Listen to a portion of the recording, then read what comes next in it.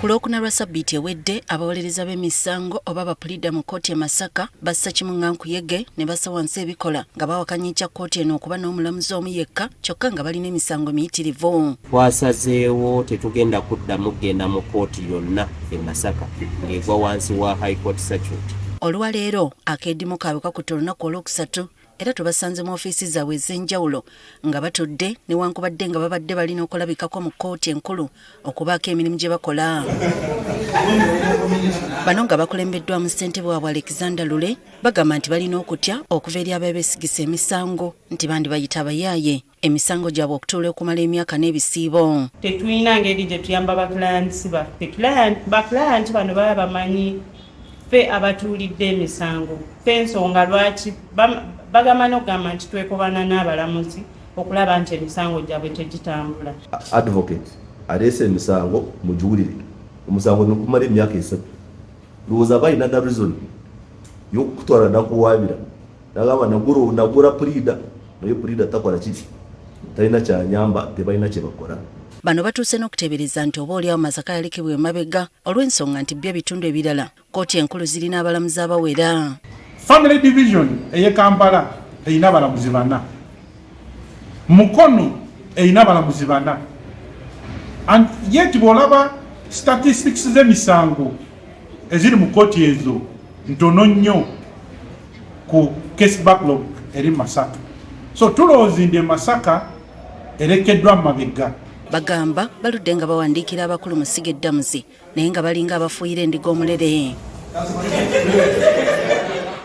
Tutuuseeko ku kkooti enkulu e Masaka ekyewuunyisa abantu abalina emisango egy'enjawulo ku kkooti eno babadde batuuse dda wabula nga tewali mulamuzi wadde pulida yenna.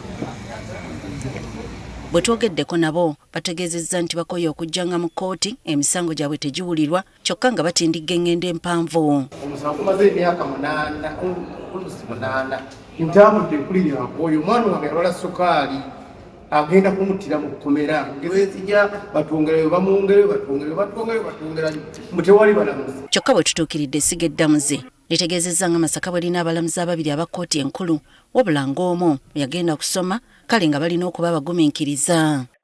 Masaka erina abalamuzi ababiri okuggyako nti omu ali ku study leave.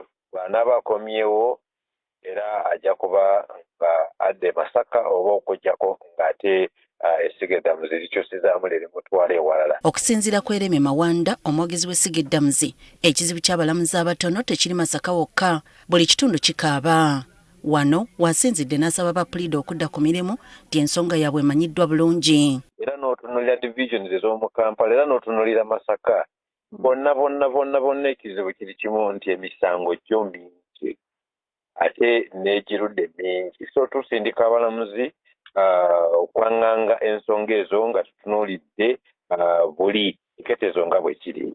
So nabwe kityo balina ensonga entuufu naye tulina okubeera abagumiikiriza tusobole okuwa Essiga Eddamuzi omukisa nti bwe tuba tufunye abalamuzi era abalamuzi tusobole okukola ki. Si kituufu abalamuzi bwe bali okuba nti tebaagala kuva mu Kampala tebaagala kujja eno mu byalo.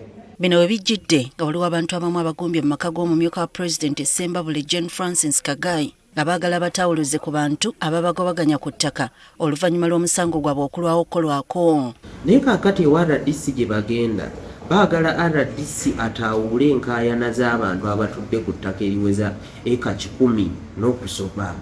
RDC naye muntu omutwalidde ensonga z'amateeka z'atamanyi.